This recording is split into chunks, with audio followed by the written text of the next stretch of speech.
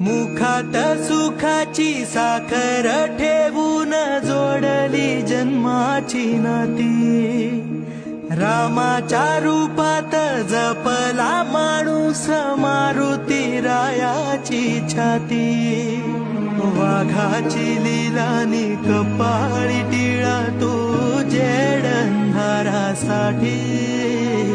भनक भीतीची नवती भवती आभाळ रे माझ्या पाठी। देऊन किनारा मनाच्या होडीचा सारंग हरवला माझा